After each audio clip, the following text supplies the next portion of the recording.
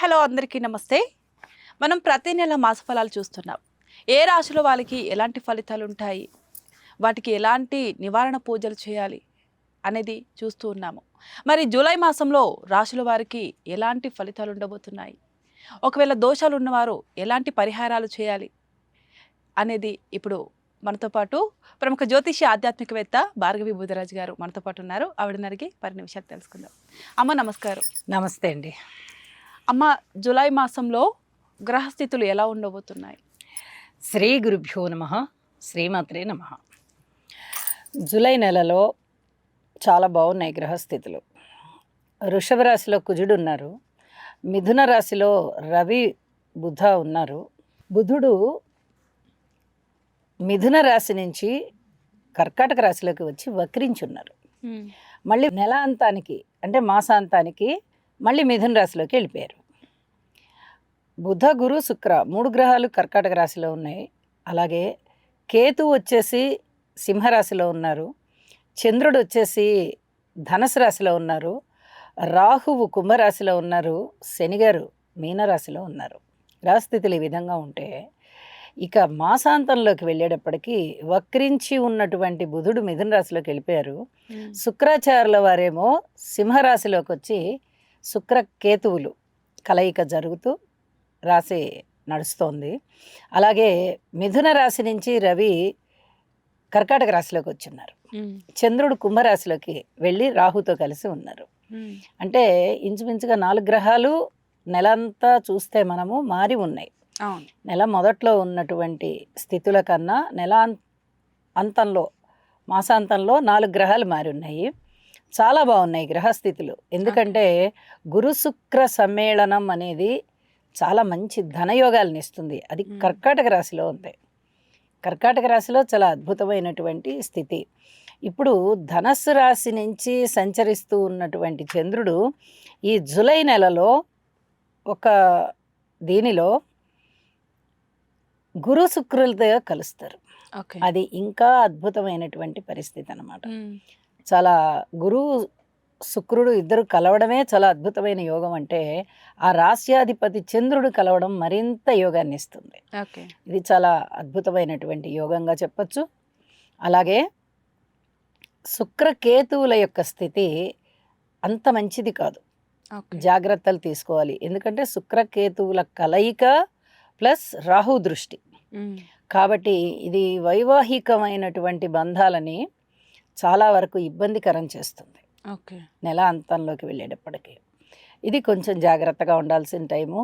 అలాగే శనిగారి యొక్క తృతీయ దృష్టి కుజుడి మీద పడుతూ కొంచెం ఇబ్బందికరమైనటువంటి ఫలితాలను చూపిస్తూ ఉంటుంది. అయినప్పటికీ భయపడాల్సిన పనేమి లేదు. ఎందువల్ల అంటే ఈ శనిగారి మీద గురువుగారి యొక్క దృష్టి పడుతూ చాలా మంచి ఫలితాలను ఇస్తుంది. అలాగే కుజుడి యొక్క 4వ దృష్టి కేతువు మీద పడుతోంది. మాసాంతంలోకి వెళ్ళేటప్పటికి శుక్రకేతువుల మీద పడుతుంది. ఇది కొంచెం స్నేహాల విషయంలో కానీ ప్రేమ విషయంలో కానీ చాలా జాగ్రత్తగా ఉండవలసినటువంటి అంశం. అలాగే ఇంకా వేరే ఏమన్నా గ్రహస్థితులు ఇదిగా ఉన్నాయా అంటే మనకి మాసాంతంలో గురువు గారి యొక్క దృష్టి చంద్రుడి మీదకి వెళ్తుంది. అంటే 3 దృష్టిలు ఉంటాయి. ఒకటి 5వ స్థానాన్ని చూస్తారు, ఒకటి 7వ స్థానాన్ని చూస్తారు, ఒకటి 9వ స్థానాన్ని చూస్తారు. ఇప్పుడు ఈ మాస ప్రారంభంలో చంద్రుని మీద దృష్టి పడట్ల గురువుగారిది, కానీ మకర రాశిలోకి వెళ్ళేటప్పటికి పడుతుంది. అలాగే మీనరాశిలోకి వెళ్ళేటప్పటికి కూడా పడుతుంది.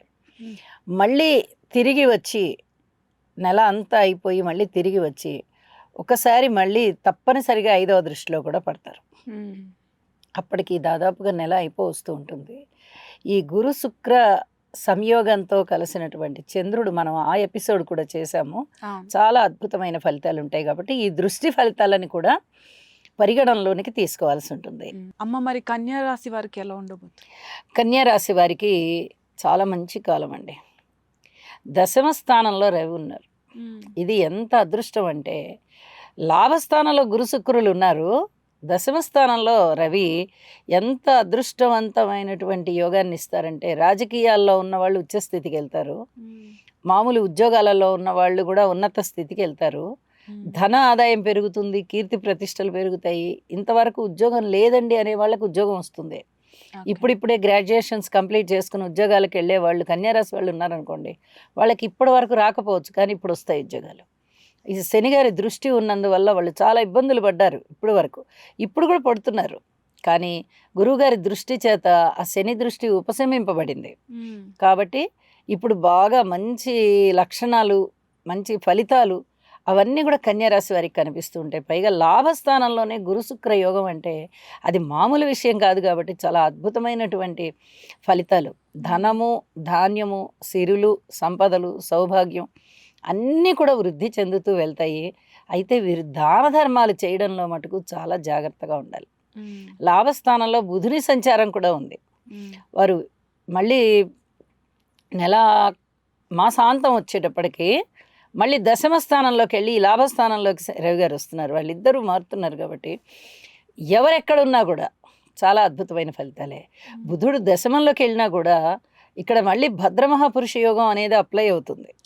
అదే రాశి కాబట్టి కన్యారాశికి కూడా రాశ్యాధిపతి బుధుడే కాబట్టి చాలా అద్భుతమైన యోగాలను ఇస్తూ ఉద్యోగ జీవితంలో చాలా ప్రశాంతతనిస్తారు. అలాగే రాహు గారి యొక్క స్థితి సంచారం ముందు నుంచి చాలా బాగుంది. షష్ఠ స్థానంలో ఉన్నారు. ఈ నెలాఖరు వచ్చేటప్పటికి చంద్రుని యొక్క సంచారం కూడా కలుగుతుంది.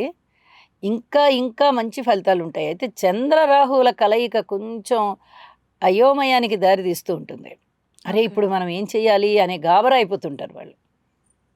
ఆ గాబరా పోవడానికి గురువుగారికి చక్కగా యోగా చేసుకున్నట్టయితే చాలా అద్భుతంగా ఉంటుంది.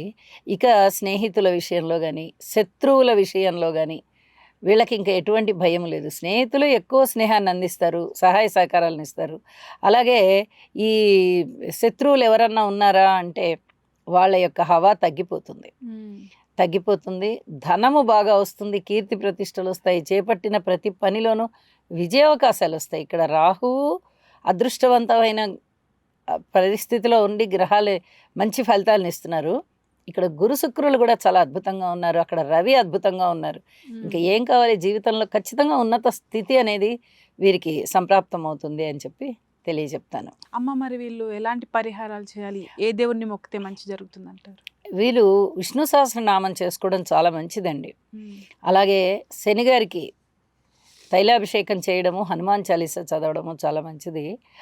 గణేష్ పూజ ఇంట్లో ప్రతినిత్యం నిత్య పూజ చేసుకునేటప్పుడు గణేష్ పూజ చేసినట్టయితే చాలా అద్భుతమైన ఫలితాలు ఉంటాయి.